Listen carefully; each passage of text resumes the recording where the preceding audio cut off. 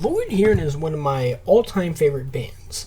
Lord Huron has had a great series of albums they have been releasing since the early 2010s.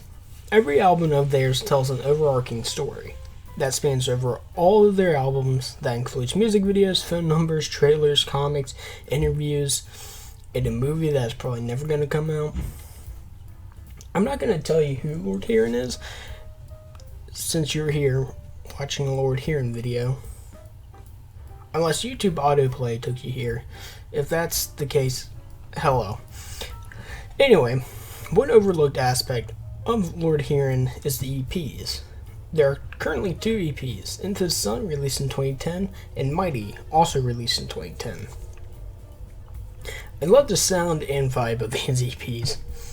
They are an interesting look into early Lord Huron when it was initially a solo project. As I have been listening to them, I have noticed many religious themes in some of the songs, some being anti and kind of pro. I do not know if Ben Schneider is a religious man, has a religious background, or not. I just want to talk about what I noticed. To be aware, I am a Christian, so this is going to be coming from my perspective. So with that out of the way, let's begin. The problem with your daughter.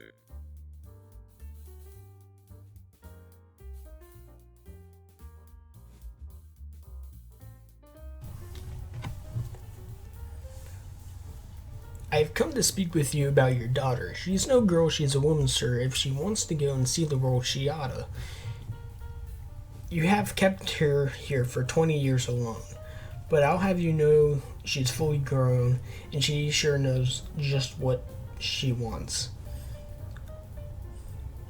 So, verse 1 is some sort of man talking to the father of a woman that he is interested in. The man is talking about how the father has kept his daughter sheltered inside for 20 years and is mature enough to go out into the world on her own. Here, the father may be a metaphor for religion, or at least a religious figure. Some people who are against religion may say that religion is a boundary, keeping people from who they truly are. This is further backed up by the second verse. If you won't allow her leaving, I must take her. I'm seeing red and I kill you dead. If you try to keep me here, man, you can't make her. You imagine she's just as pure as ever, but I have been known to shake her bones. Yeah, we've been known to shudder and moan together.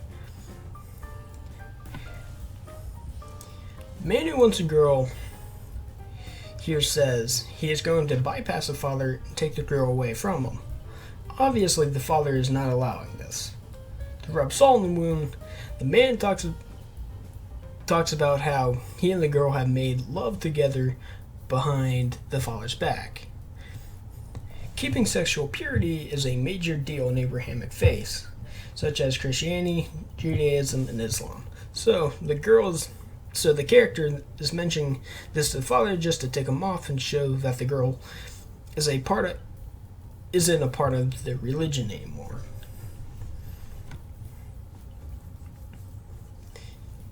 I am not the problem, you are.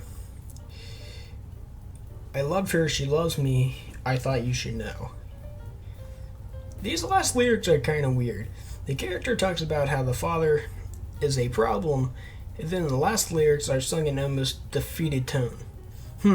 Maybe the father beat the ever-loving crap out of this guy. I don't know.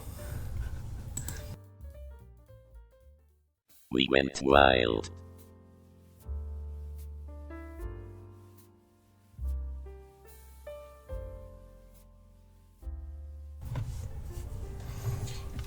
So, for We Went Wild, I'm going to have to explain some things.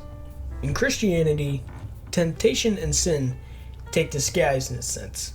The devil tempts people into doing sin by listing false positives.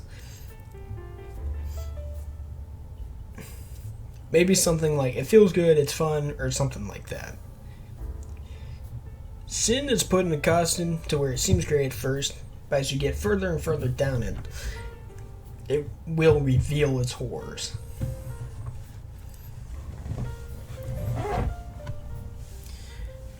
She was wise beyond all others. On the island she was my lover. We went wild and it almost killed me, I was blind. But for 13 days of sun and her, I thought I'd never die. Here the story takes place on an island. The narrator talks about his lover and spending 13 days with her, and how it all turned out to be bad. He says the event killed him in a way. Now, the lover is another metaphor, that being sin. Remember how I said sin puts on a costume? I couldn't get tired, though I should have been sleeping. For the first time, I wasn't hard of feeling. And at night, while the others were dreaming, we went wild. We'd go running through the temples and forests of the isle. For 13 of those sleepless nights, I thought I'd never die. The narrator further into the first verse talks about his experience with his lover. He talks about he was full of energy. It may also mean that he might have known that he was doing wrong. There are, quote, others mentioned. When the others, maybe friends or family, were sleeping, he did the acts, meaning that he did these acts in hiding and running through temples. In temples, it's usually a place of worship. Worship like a deity of some sort. The narrator might have been worshiping something besides God, which is against the Bible. The character further talks about how he didn't expect the fallout of his sin.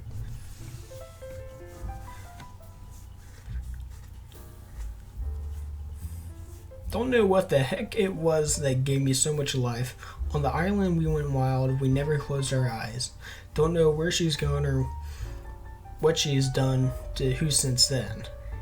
She left me right into the ground, I won't go wild again.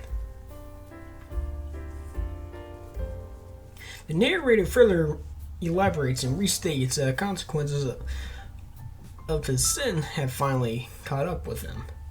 It seems that the euphoria has finally worn off. He says that his lover is now gone. I thought the good times could last forever. Long nights and perfect weather. I tried to never say never, but I was wrong. The wilderness of those days, well, they couldn't last for long. I woke up on the beach one day and found that she had gone. The rain had come, there was no sun, I felt so deadly tired. After 13 days of loving her, I felt like I could die. In the last verse of the song, the character states what happened to him. He thought it would last forever, all with perfect weather. How that came around. The sin he was with finally reared out its ugly head. The narrator says he woke up on the shore of an island he was on, only to find out that his lover's gone. He describes how he was extremely tired. He says that rain was cast overhead and the sun had hidden away. The sin's disguise he was with had finally worn off. He finally got what was coming for him. And that's the end of the story.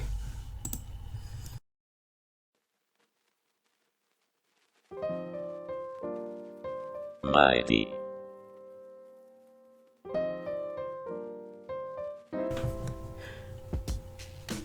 Now we are on my favorite song out of these. In Christianity, during someone's salvation, by believing that Jesus is God and repent of sins, they have conquered sin and eternal damnation. Their soul's made perfect and has a promise of everlasting life. That's just something to know before I start talking about this.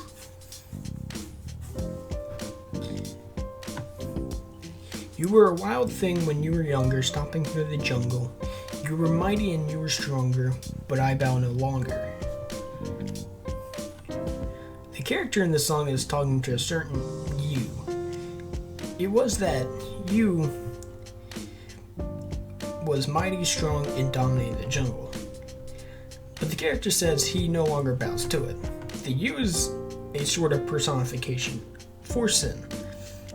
The character says that he used to bow down to sin, but probably received salvation, and now says that he's conquered it and is now stronger than it. This song is a direct message to sin.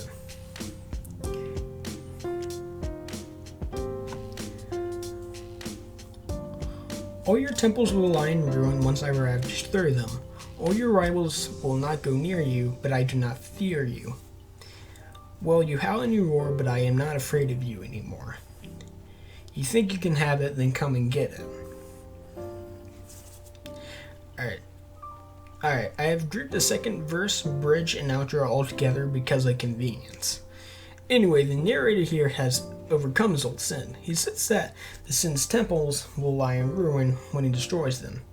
The temples may be a metaphor for other people's sin, and the character may be going to help others overcome sin in their lives as well. The character has waged war against sin, saying that he does not fear it any longer. In the ending lines, you think you can have it, then come and get it, the narrator seems to challenge sin to a fight. And that's really all I have to say. There wasn't a lot.